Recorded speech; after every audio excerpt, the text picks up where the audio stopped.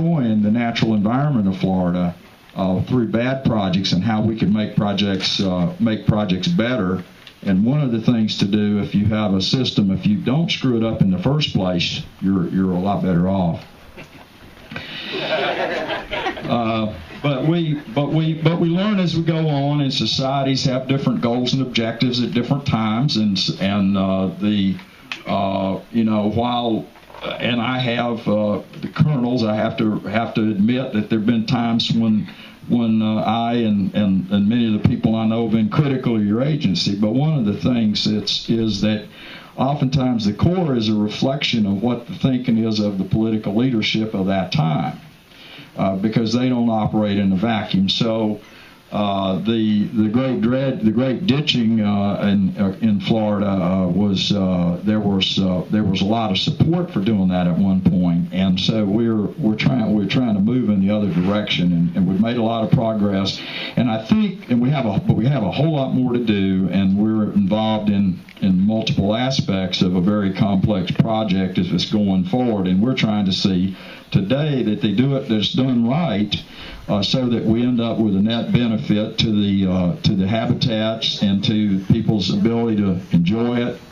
And so essentially what I'm talking about is what we're seeing today is a continuation of what began a long time ago, and the Joneses had an awful lot to do that. And I noticed I think Dave Sharlin just drove up, and hello Dave, and I would really like you to come up, be part of the open mic if you feel like it later in the presentation, because different people had a lot of interactions with the Joneses, and there were a lot of people that contributed to protecting Florida's environment and its appreciation of the outdoors. I know when I saw Dave, I thought about Ollie Houck, and Ollie Houck is a law professor at Tulane University, and he used to be with the National Wildlife Federation. And Ollie Houck met with Dave and a group of sportsmen. Adams may have been there.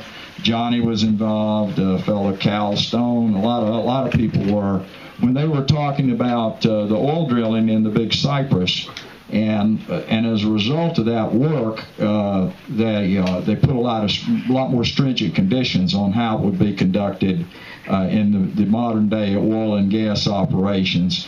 Have a much lighter footprint than they would have had in the Big Cypress if it hadn't been for the work of the Federation and people like Johnny and Mariana and Dave Sharlin. So, and there's story after story like that. There are different people who love different parts of this system. And one of the things that Johnny and Mariana did is they worked across the board. They worked with working people who sweat, and they're out doing hard physical labor. They worked with Palm Beach millionaires. They worked with officials in Tallahassee. They worked with legislators. It goes on in Congress, Washington. The Big Cypress, the story of the Big Cypress, we wouldn't have. There's a lot of disputes about the hunting regs and the management of off-road vehicles, which continue to this day, and they're nettlesome and thorny. But I want to remind you that had we not established the preserve, there's a good chance that a lot of that property would have been sliced up and diced and drained, and it would have been a lot less opportunities and in other words, we haven't taken care of all the problems. But people like Johnny and Mariana allowed us, we've got the possibility of getting the management of that area right.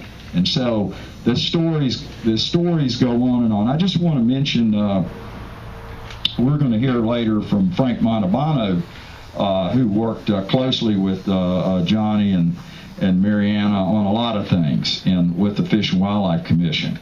But one of the things, I was having lunch in Tallahassee the other day, and I saw Jim Antista, who was for long term was general counsel and an attorney with the Fish and Wildlife Commission, and he used to be with the Old Game and Freshwater Fish Commission, and before that he was with Secretary Firestone in the cabinet, and then before that that I don't know what he was doing before that, but he worked a lot with Johnny, and he told me, Mariana, that he's got a photograph at the Capitol of him with Johnny, and he said that's one of the most treasured things that Jim has, and he said he wanted to personally extend his gratitude to Jim and the Federation and the rest of you all for recognizing the wonderful work and the great people that are and were Johnny and Mariana Jones. So anyway, I just you can't say too much good about this great couple. I met them in the early 1980s. I was a biologist with the North Carolina Wildlife Federation, and the national. I was on the board of the North Carolina Wildlife Federation, and I was a employee of the National Wildlife Federation, working around the Southeast. And they came up and spent some time. We would all get the other Wildlife Federation affiliates would come together, and we would. And the person who brought us together was a good mutual friend, Charlie Shaw. And Charlie was. I remember we were up there eating some venison on Charlie's porch in Raleigh, North Carolina. And it was in the winter, and I remember that. It seems like that Mariana and Johnny were both wanting to stay real close to the fire. Because it was, and you said, I can't believe how cold it is up here. Anyway, so we had fun with the Joneses in other places.